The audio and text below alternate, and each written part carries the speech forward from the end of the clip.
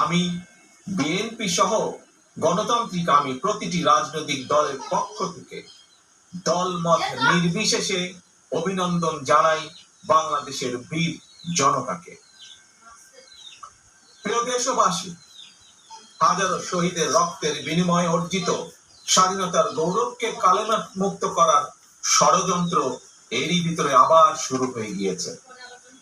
দেশকে গণতন্ত্রের উত্তরণের চলমান প্রক্রিয়াকে বাধাগ্রস্ত করতে সারা দেশে অস্থিতিশীল পরিবেশ সৃষ্টির ষড়যন্ত্র স্পষ্ট হয়ে উঠছে। প্রশাসনের প্রতি আহ্বান, সাথে আইন শৃঙ্খলা নিয়ন্ত্রণ করুন, প্রতিটি মানুষের নিরাপত্তা নিশ্চিত করুন। ধর্ম, বর্ণ পরিচয়ের কারণে কেউ যেন নিরাপত্তাহীনতায় না থাকে, সবার আগে সেটি নিশ্চিত করতে হবে। দেশের বর্তমান পরিস্থিতিতে বিএনপি সহ বাংলাদেশের গণতন্ত্রের পক্ষের দলগুলো দৃষ্টি আকর্ষণ করে বলতে চাই, ষড়যন্ত্রকারীদের এই নৈরাজ্যের কাছে আমরা হার মানতে পারি না। আমি বিশেষ করে এই মুহূর্তে দেশের সবচেয়ে বড় এবং জনপ্রিয় রাজনৈতিক দল হিসাবে সারা দেশে বিএনপির সর্বস্তরের নেতাকর্মীর প্রতি আহ্বান রেখে বলতে চাই, আপনারা যিনি যেখানে বসবাস করেন সেখানে আপনার বন্ধু কিংবা পাড়া প্রতিবেশী, তিনি মুসলমান, বৌদ্ধ, হিন্দু, খ্রিস্টান, ধর্মীয় পরিচয় যাই হোক না কেন, বিশ্বাস যাই হোক না কেন, তার নিরাপত্তায় আপনি ঢাল হিসাবে দাঁড়িয়ে দৃষ্টান্ত স্থাপন করুন। আমাদেরকে মনে রাখতে হবে, বাংলাদেশে ভূখণ্ডে বসবাসকারী প্রত্যেকটি মানুষের একটি পরিচয়, সেটি হচ্ছে আমরা বাংলাদেশী। প্রিয় ভাই বোনেরা, আরেকটি বিষয়ের প্রতি আপনাদের দৃষ্টি আকর্ষণ করে কথা বলতে চাই। একটি সভ্য এবং গণতান্ত্রিক রাষ্ট্রে পুলিশ অপরিহার্য। পুলিশ জনগণের শত্রু নয়। গণহত্যাকারী হাসিনা বিনা ভোটে ক্ষমতায় থাকার জন্য আইন শৃঙ্খলা বাহিনীকে জনগণের শত্রু হিসাবে দাঁড় করিয়েছে। তবে আমি বিশ্বাস করি, বিএনপি বিশ্বাস করে, বাংলাদেশের গণতান্ত্রিক রাজনৈতিক দলগুলো প্রত্যেকে বিশ্বাস করে, পুলিশের ভেতরে একটি চক্র ছাড়া অধিকাংশ পুলিশ কর্মকর্তা এবং সদস্য চাকরিবিধি মেনেই, দেশের আইন কানুন মেনেই দায়িত্ব পালনের চেষ্টা করছেন। হাসিনার পালনের পরে বর্তমানে খুব সুকৌশলে একটি চক্র পুলিশের মনোবল ভেঙে দেওয়ার ষড়যন্ত্রে লিপ্ত হয়েছে। পুলিশকে অকার্যকর করে দেওয়া গেলে দেশকে অস্থিতিশীল করা সহজ।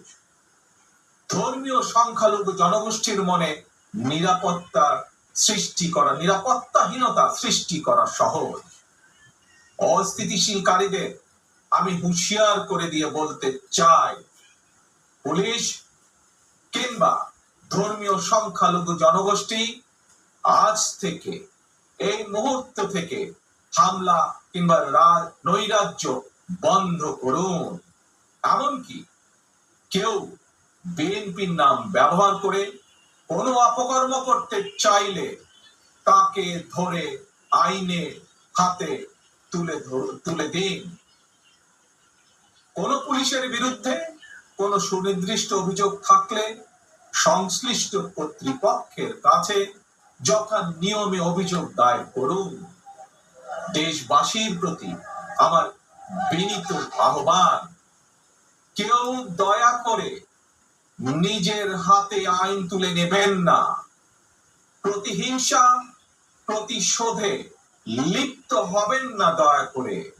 বিচারের ভার নিজ হাতে দয়া করে তুলে নেবেন না। কেবল দৃষ্টান্ত অনুসরণ নয়, নিজেই দায়িত্বশীলতা এবং মানবাধিকার দৃষ্টান্ত স্থাপন করুন।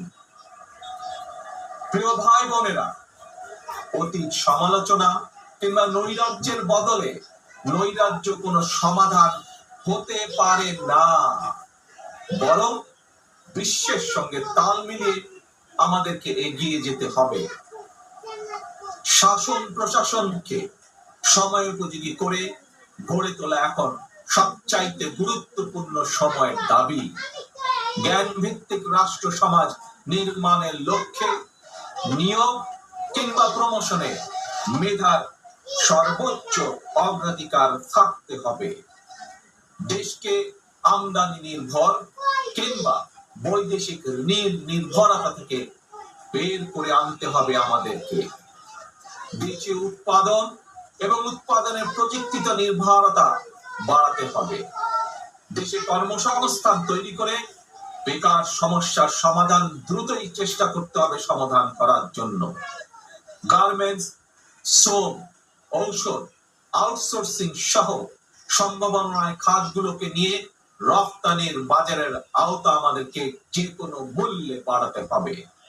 প্রযুক্তি নির্ভর এবং কর্মমুখী শিক্ষা ব্যবস্থা চালু করে দেশে বিদেশে শ্রম বাজারের প্রতিযোগিতায় টিকে থাকার মতো দক্ষ এবং মেধাবী প্রজন্ম গড়ে তুলতে হবে।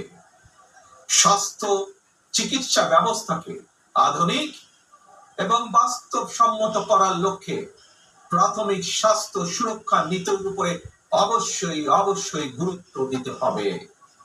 সবার জন্য সুবিচার নিশ্চিত করতে আইনের শাসন নিশ্চিত করা অবশ্যই প্রয়োজন এবং নিশ্চিত করা হবে। প্রিয় ভাই বোনেরা, দেশে কিংবা প্রবাসে এমন অনেক বাংলাদেশী রয়েছেন যারা জ্ঞানে বিজ্ঞানে অভিজ্ঞতায় সমৃদ্ধ। প্রচলিত রাজনৈতিক ব্যবস্থায় বিজ্ঞদের এরকম অনেকেই সংশ্লিষ্ট হতে চান না। সুতরাং এইসব গুণী মানুষদেরকে রাষ্ট্র পরিচালনায় ও নীতি প্রণয়নে অন্তর্ভুক্ত করতে জাতীয় সংসদে উচ্চ কক্ষ চালু করার প্রস্তাব বাংলাদেশ জাতীয়তাবাদী দল রেখেছে এর ভিতরে। রাজনৈতিক এবং রাষ্ট্র পরিচালনায় গুণগত পরিবর্তন আনতে না পারলে আমাদের আজকের এই বিপ্লব কাঙ্ক্ষিত ফল মিলবে না। প্রিয় ভাই বোনেরা, 12.5 কোটি ভোটারের অধিকার কেড়ে নিয়েছিল স্বৈরাচার। গত 15-16 বছর ধরে জনগণের উপরে স্বৈরার শাসন চাপিয়ে দিয়েছিল।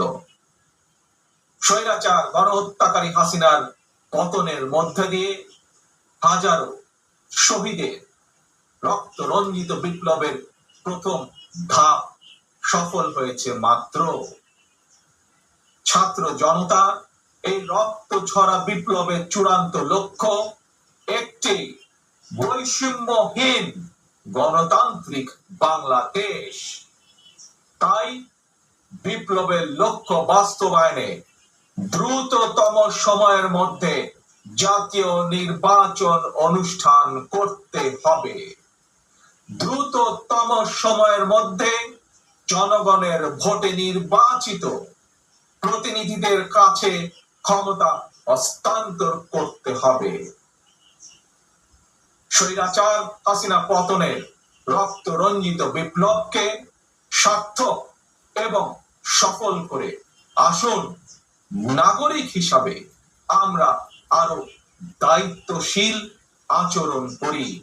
বিভেদ, বিরোধ, হিংসা, প্রতিহিংসা নয়।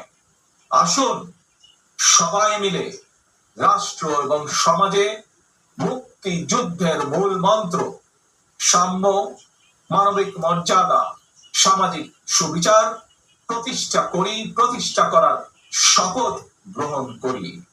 নতুন প্রজন্মের জন্য একটি দুর্নীতিমুক্ত এবং জবাবদিহিমূলক একটি নিরাপদ গণতান্ত্রিক বাংলাদেশ আমরা গড়ে তোলার সর্বোচ্চ চেষ্টা করি। সর্বশেষে আমি আমার দলের নেতা কর্মী সমর্থক শুভাকাঙ্ক্ষীদের উদ্দেশ্যে বলতে চাই, আমরা সকলে ঐক্যবদ্ধ থাকলে তারুণ্যের জন্য যে তারুণ্যর নেতৃত্বে আজ বাংলাদেশের এই বিপ্লব সফল হয়েছে। আমরা সকলে ঐক্যবদ্ধ থাকলে আগামী দিনে বাংলাদেশের জন্য, তারুণ্যের জন্য একটি নিরাপদ ভবিষ্যৎ